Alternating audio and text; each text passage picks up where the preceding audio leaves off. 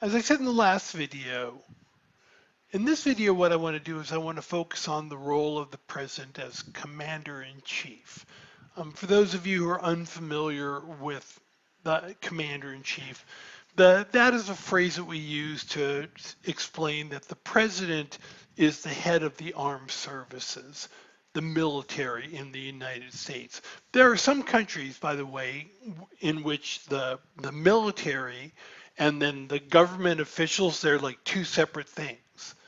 The military is like its own independent like entity, and then there's the government over here.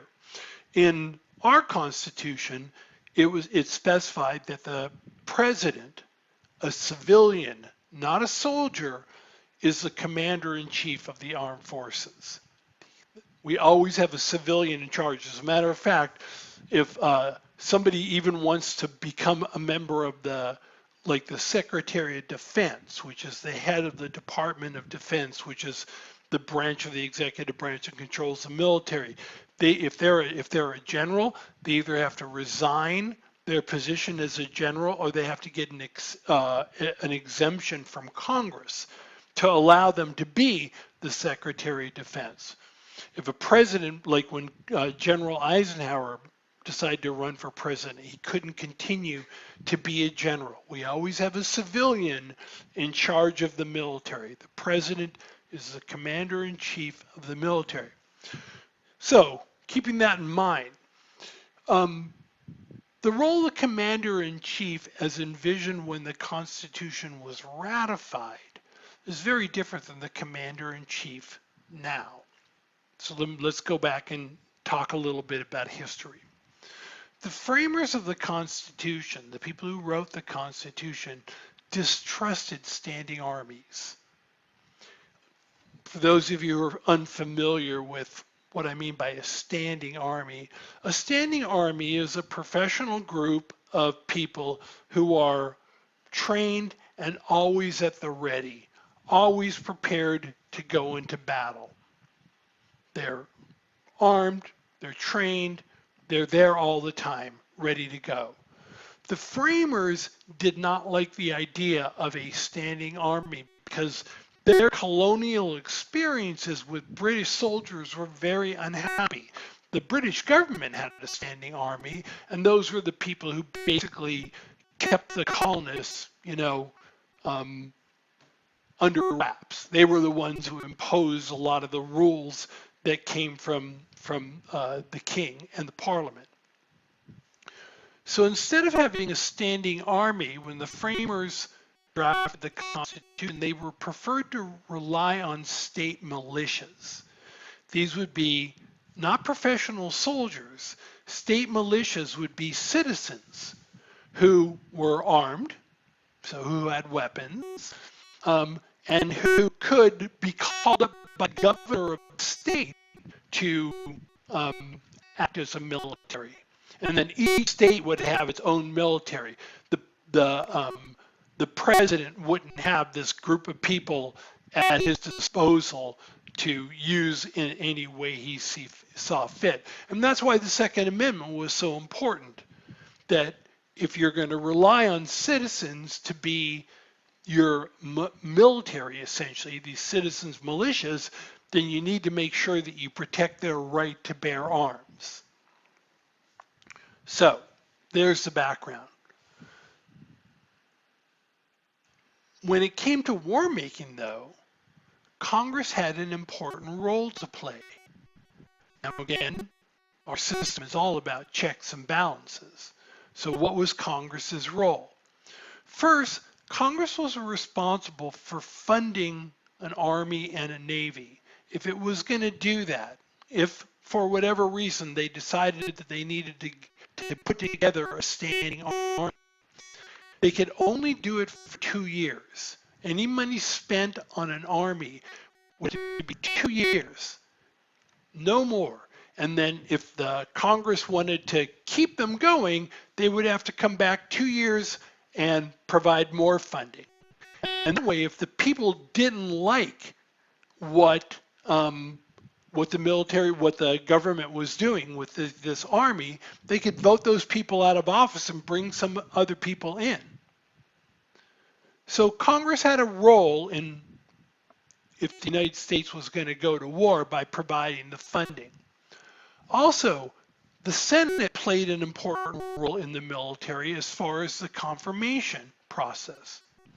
High-ranking officials in the military can be nominated by the president, but they have to be approved by the Senate.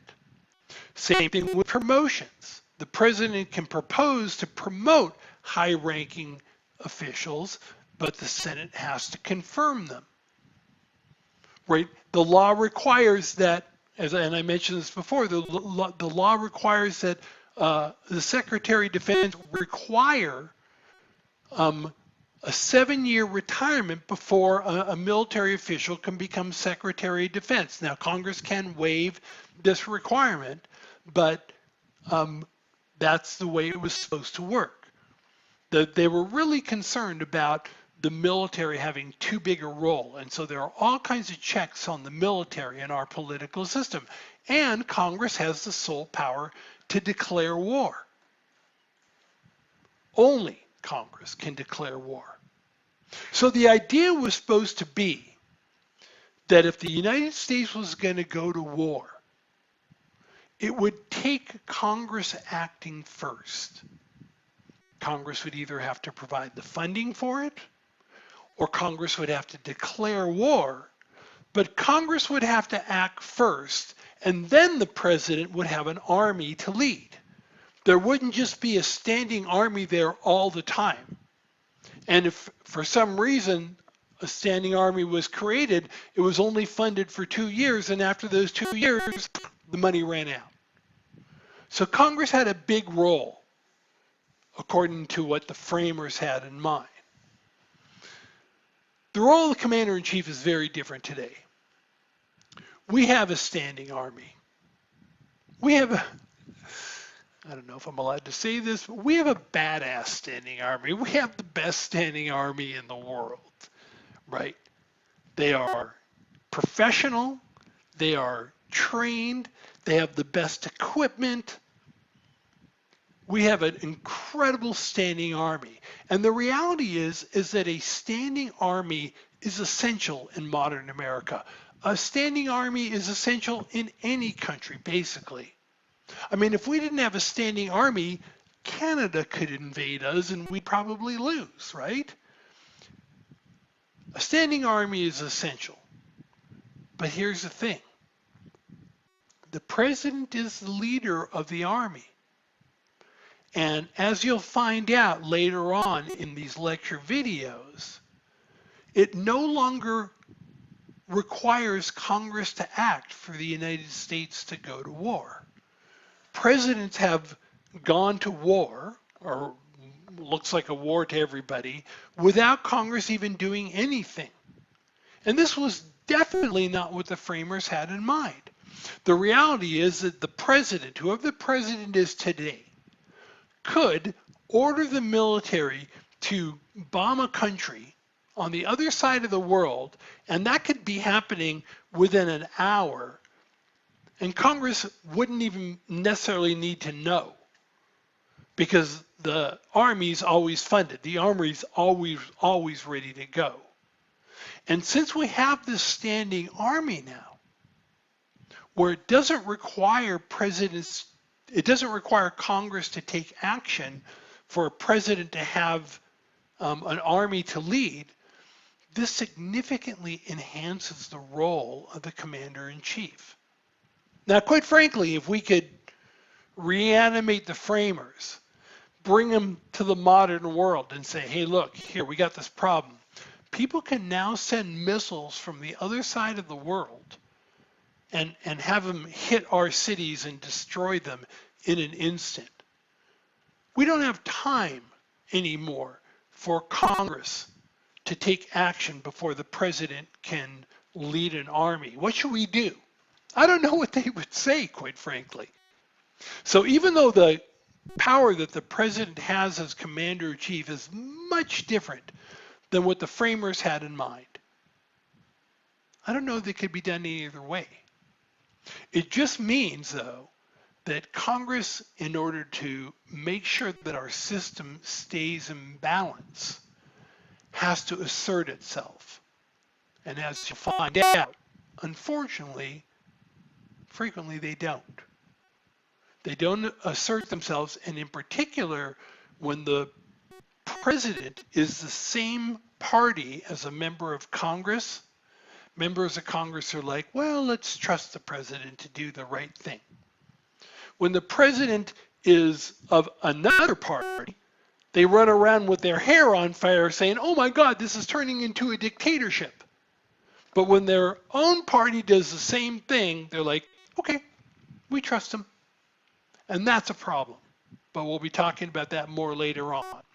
Now, in the next video, I'm going to talk about a few more powers that the president has, and then we're going to move on to a different topic.